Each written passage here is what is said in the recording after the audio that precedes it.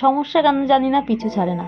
এই কিছুদিন আগে মাকে নিয়ে দৌড়াদৌড়ি করলাম কল্যাণীতে, এই এখন আবার মেয়েটার খুবই শরীরটা খারাপ করছে, তো এখন আবার মেয়েকে নিয়ে যাচ্ছি এই হাবড়া হসপিটালে।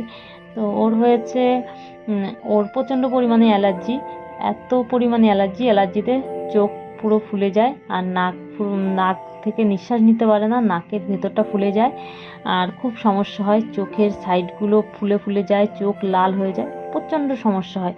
তো কিছুদিন ধরে আগেও কিছু ডাক্তার দেখিয়েছি, তো সেরকম কাজ হয়নি। তারপরে অ্যালার্জির ওষুধ খায়, তাতেও যে ক্ষণিকের জন্য ঠিক থাকে, আবার যেমন তেমন হয়। তো আজকে আবার বেশি বাড়াবাড়ি ছিল বলে তাই ভাবলাম যে আজকে একটা নাক কান গলার ডাক্তার আছে হাবড়া হসপিটালে, তাই নিয়ে আসলাম হাবড়া হসপিটালে। আর এখান থেকে আমি টিকিট কাউন্টার থেকে টিকিট কেটে নিচ্ছি, 2 টাকার টিকিট। তারপরে আমি ডাক্তার দেখালাম, ফাঁকা ছিল একদম, আমার বেশি টাইম লাগেনি ডাক্তার দেখাতে, তাড়াতাড়ি হয়ে গেছে ডাক্তার দেখানো।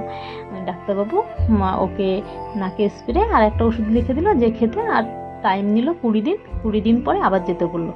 তো এখান থেকে বেরিয়ে আবার ভাবলাম আর একটা কাজ আছে, সেটা হচ্ছে থানায়, অশোকনগর থানার দিকে রওনা দিলাম।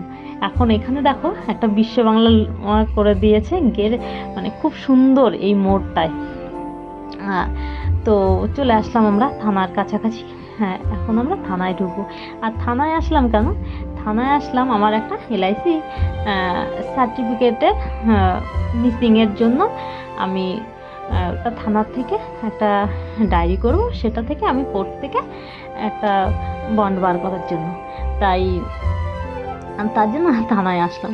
তো এটাও ভিডিওতে যখন দিয়েছি তখন তো বলে দিতে হবে যে কেন থানায় আসলাম, আমরা তো সবাই চিন্তা করবে যে কেন থানায় আসলে, কি ব্যাপার থানায় কেন এখন। তো এটাই কারণ, তাছাড়া কিছুই না, কোনো ক্লেম কিছু না, এমনি জাস্ট থানায় আসলাম এই কারণেই, একটা ডায়েরির জন্য, ডায়েরির নাম্বারটা যেহেতু লাগবে তাই।